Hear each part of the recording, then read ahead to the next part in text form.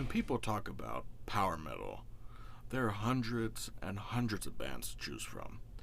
The genre has seen its ups and downs since its inception in the mid 80s, from high points such as Stradivarius's Visions and Ed Guy's Theater of Salvation, to the steep lows like practically anything ever put out by Dragon Force. There's plenty of bands that have albums which are today considered classics of the genre. I could sit here for hours listing albums from the last 40 years that have left an indelible impact on the genre.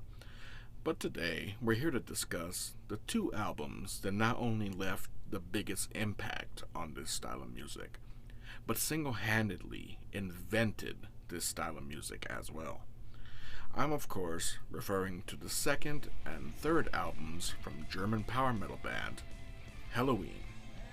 Keeper of the Seven Keys Part 1 and Part 2, released in 1987 and 1988 respectively, were highly inspired by the bands who operated on the more melodic side of heavy metal, a la Scorpions, Judas Priest, Rainbow, Dio, and a heavy dose of Iron Maiden.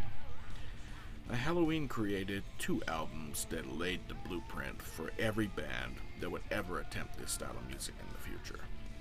They have literally been described as Iron Maiden on steroids, and yeah, I have to agree with that description 100%. They sound like Maiden in their heyday, only much faster and with an even heavier emphasis on melody. You can even refer to Banger TV's Power Metal episode of their Metal Evolution series, where Kai Hansen states in this interview that as far as their roles in the band were, he was more of the thrash metal guy, while Michael Wyckoff was more of the speed metal guy. And they melded their two styles together and ended up birthing what we've come to know today as power metal. Now, in my opinion, the closest that Maiden has come to matching the Germans' amped up take on no album is probably their 1984 album Power Slave, which predates Helloween's first Keeper album by 3 years, and always has and always will be my personal favorite Maiden album by far. But yeah, I would say that Power Slave was the direct spiritual predecessor of both the Keeper albums. So much so that when Dickinson initially left Maiden in '93, Kishke, who coincidentally departed Helloween that same year, was heavily rumored to be his replacement.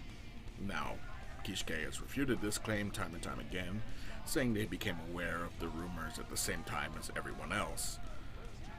On an interesting side note, Adrian Smith would team up with Kai Hansen to provide guitars for Kishke's first solo album, but I'll get into that in my Helloween documentary coming out later down the line.